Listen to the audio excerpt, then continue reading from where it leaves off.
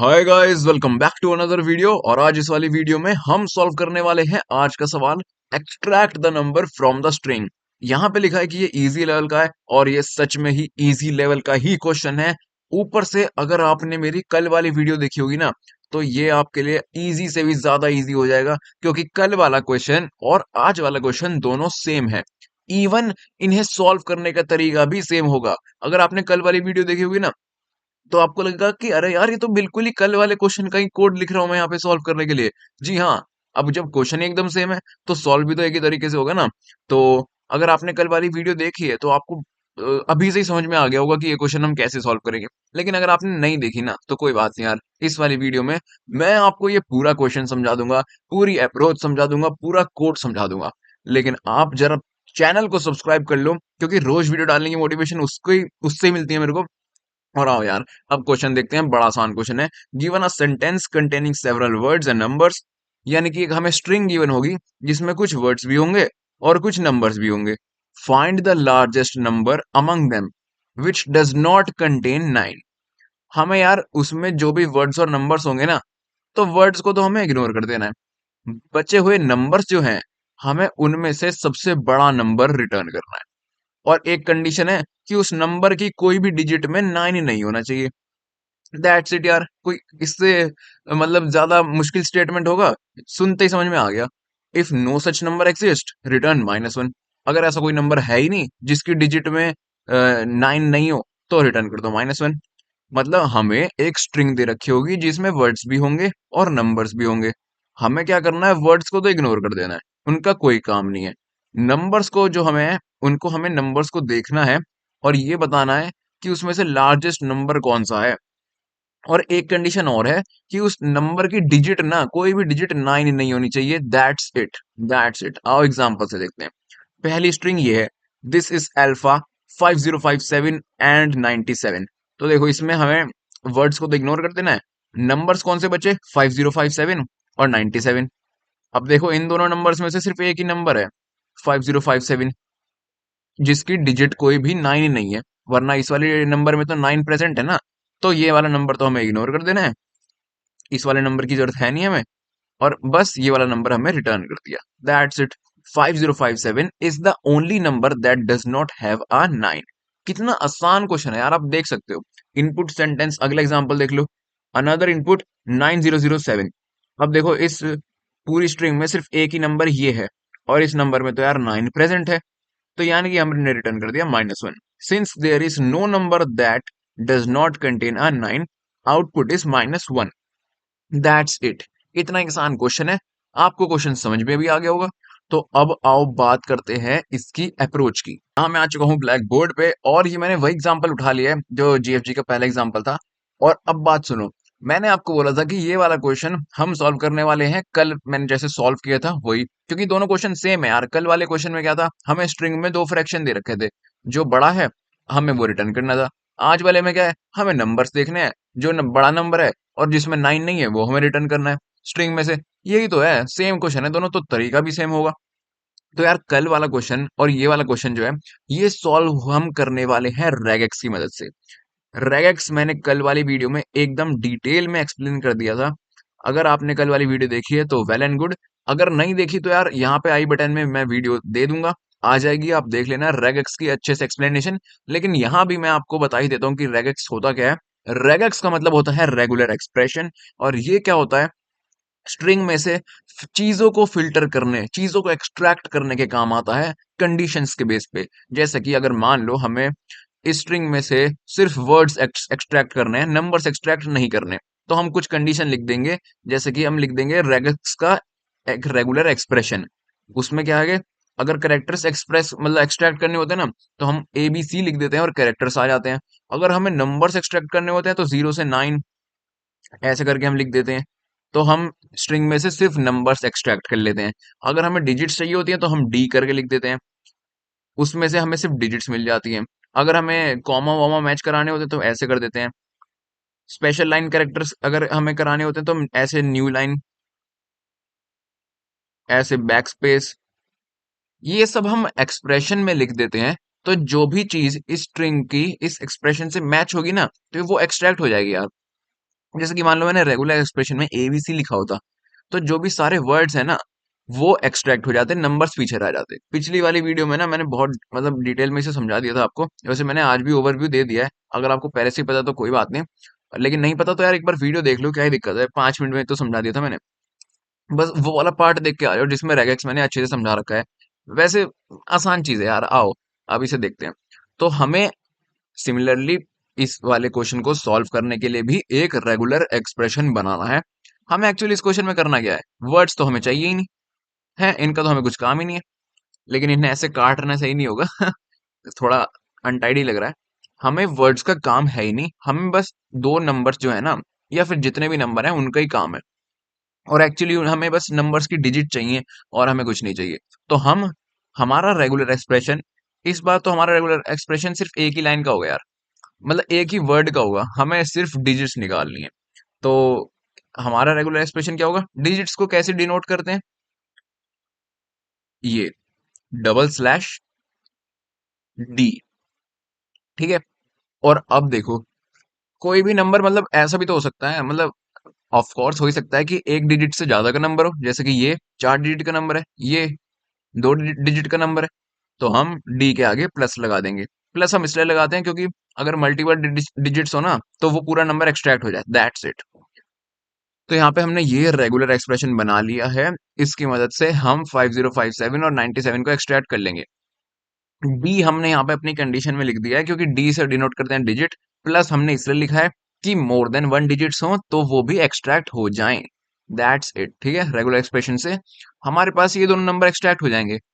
फिर हम क्या करेंगे, हम एक मान लो टेम्पररी स्टोर नाम से हम एक स्ट्रिंग का वेक्टर बना लेते हैं, स्टोर।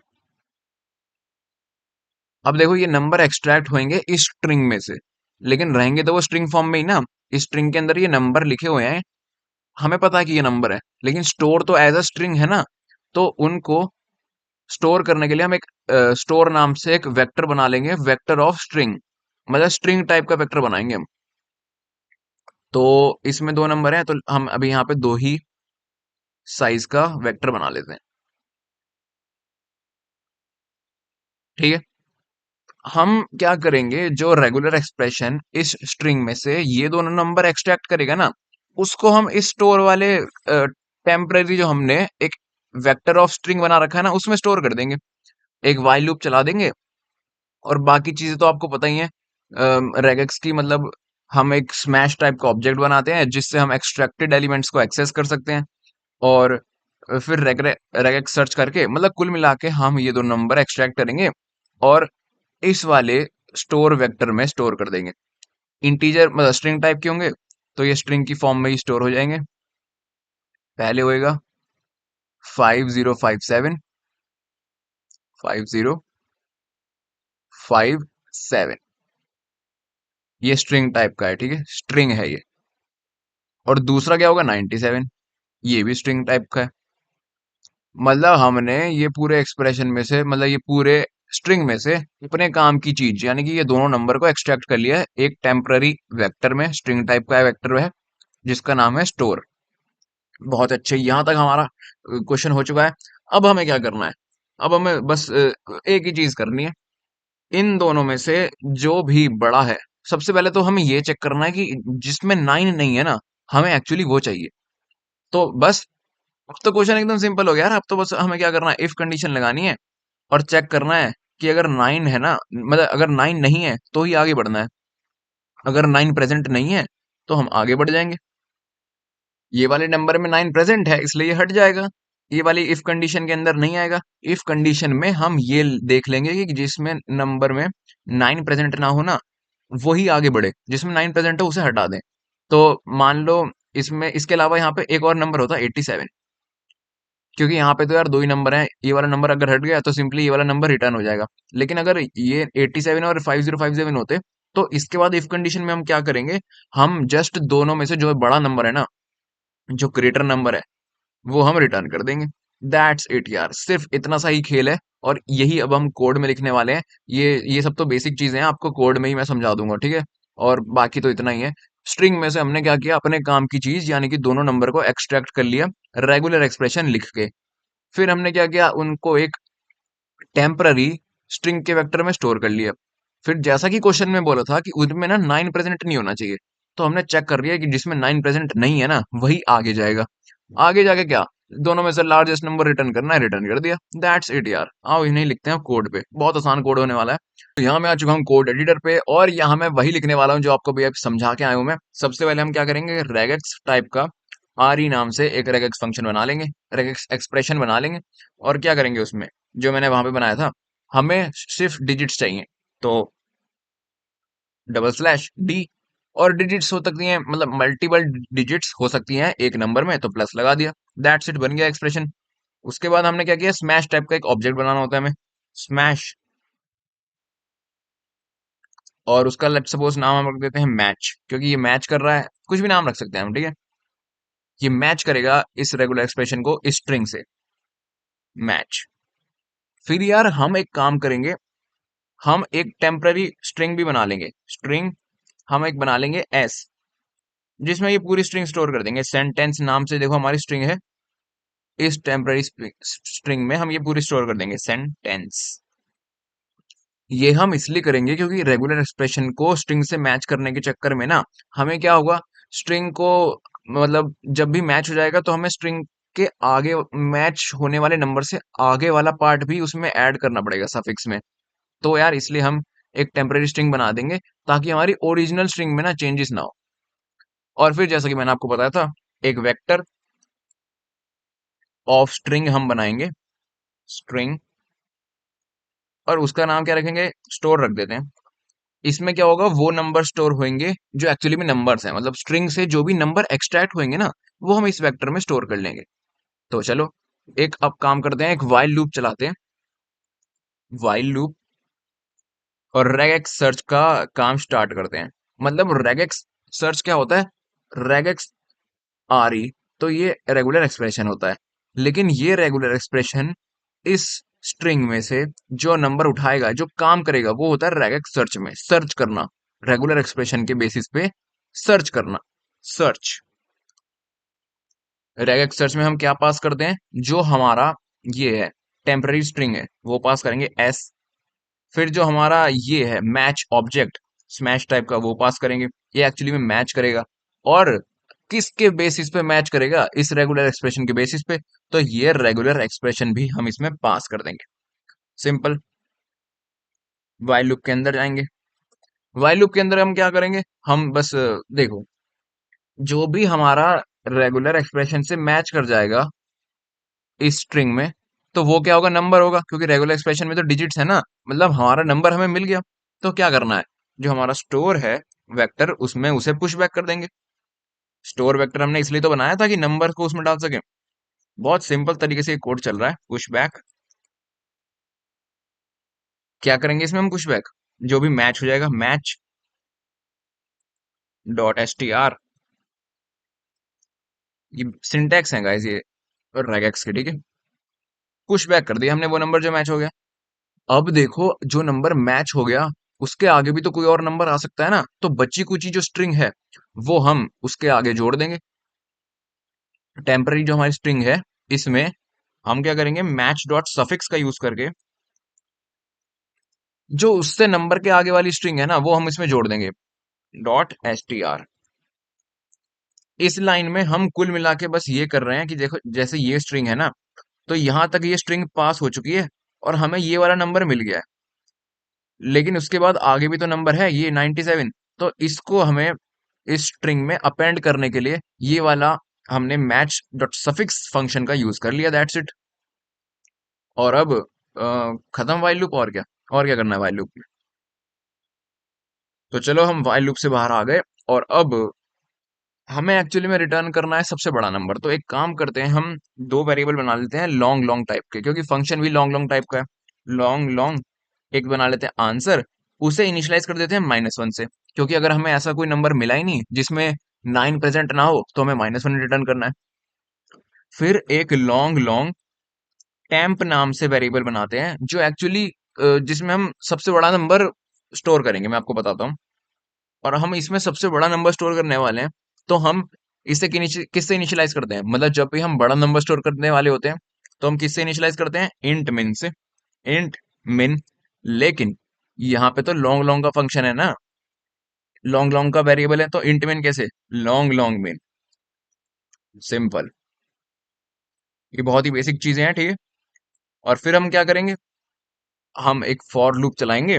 फॉर फॉर लूप हम क्यों चला रहे हैं, जो हमारे यार नंबर्स इस स्टोर वेक्टर में आ गए हैं, इनको चेक इनको ही तो चेक करना है हमें कि ये बड़े हैं, 9 प्रेजेंट है या नहीं, ये सब। तो फॉर लूप चलाएंगे हम इस वेक्टर को ट्रेवर्स करने के लिए। कांस्टेंट और तो डाटा टाइप अपने आप देख लेना, एंड स्टोर। इसमें हम क्या चेक करने वाले हैं, सबसे पहले तो हमें ये चेक करना है कि कोई नंबर में 9 प्रेजेंट ना हो। तो यानी कि इफ नम डॉट फाइंड, ये फाइंड एक स्ट्रिंग का मेथड है, जिसमें हम कुछ भी डाल देंगे ना तो वो पता चल जाएगा है नहीं है या नहीं। अब देखो इसमें 9 हमने डाल दिया, तो अगर इसमें स्ट्रिंग में 9 नहीं होगा ना, तो ये रिटर्न करेगा स्ट्रिंग एनपीओएस। स्ट्रिंग एनपीओएस का मतलब कि लार्जेस्ट वैल्यू जो स्ट्रिंग की पॉसिबल है, लेकिन कुल मिला के हमारा इससे मतलब ये है कि अगर हमने फाइंड में कोई स्ट्रिंग की वैल्यू डाली, वो स्ट्रिंग में ना हुई, तो यार वो ये रिटर्न करता है कि मतलब सर्च जब भी अनसक्सेसफुल हो जाती है ना कि भैया ये स्ट्रिंग में नहीं है, तो वो ये चीज रिटर्न करता है। वही तो हमें चाहिए, वही तो चाहिए हमें, तो चलो आगे चलो फिर। ठीक है, तो मतलब आगे अब वही नंबर आएंगे, मतलब वही स्ट्रिंग आएंगी, वही एक्चुअली स्ट्रिंग आएंगी जिनमें 9 प्रेजेंट नहीं है, क्योंकि अब ये तो नंबर्स हैं लेकिन स्ट्रिंग की फॉर्म में है ना। तो अब उन स्ट्रिंग्स को हमें कन्वर्ट करना होगा लॉन्ग लॉन्ग इंटीजर्स में, क्योंकि अब हमें उन्हें कंपेयर करना है कौन बड़ा या नहीं। स्ट्रिंग को तो हम कंपेयर नहीं कर सकते ना, नंबर्स को हमें करना है। तो एक काम करते हैं, लॉन्ग लॉन्ग टाइप का एक वेरिएबल बना लेते हैं नम वैल्यू नाम से। और इसमें क्या करेंगे, हम स्ट्रिंग को कन्वर्ट करना है हमें नंबर में, यानी कि string string to L L, यानी कि स्ट्रिंग टू लॉन्ग लॉन्ग, और इसमें नम पास कर दो, दैट्स इट। अब हमें बस ये देखना है कि जो हमारा टेम्प वेरिएबल है जिसमें इंट मिन स्टोर है, आई मीन लॉन्ग मिन स्टोर है, मतलब वो किसी से अगर छोटा है, तो यार उसको अपडेट करते रहो नम वैल्यू से। ये तो वही बेसिक चीज हो रही है यार, जो हम दो नंबर बड़े या नहीं उन्हें देखने में परफॉर्म करते हैं, ठीक है, ये तो बहुत ही आसान है। और आंसर में फिर डाल दो नम वैल्यू, नम वैल्यू, और टेम्प में भी नम वैल्यू डाल दो, अगर ऐसा है, टेम्प अगर नम वैल्यू से छोटा है तो नम वैल्यू। अब अगर आप लोगों में से कुछ लोग बहुत ज्यादा बेसिक हैं और ये सोच रहे हैं कि यार मैंने आंसर और टेम्प दो वेरिएबल क्यों बनाए, दोनों में तो मैं एक ही काम कर रहा हूँ, तो यार बात यहाँ पे समझने की कोशिश करो। टेम्प जब भी छोटा होगा ना नम वैल्यू से, तो हम उसको ऐसे अपग्रेड करते रहेंगे नम वैल्यू से जब तक वो बड़ा नहीं हो जाता। मान लो मैं सिर्फ एक ही वेरिएबल बनाता, तो मैं यहीं पे रिटर्न आंसर कर देता, मैं उसे अपडेट नहीं कर पाता ना। इसलिए आंसर में फाइनली वो वाली वैल्यू आ जाएगी जो सबसे बड़ी है, और उसमें 9 भी प्रेजेंट नहीं है। तो हम क्या करेंगे, रिटर्न कर देंगे उसे, रिटर्न आंसर। तो हमारा पूरा कोड हो चुका है, एक बार मैं कंपाइल करके देख लेता हूँ कहीं कोई छोटी मोटी गलती ना हो यार। अभी मैंने सर्च की स्पेलिंग में गलती कर दी, SEARCH।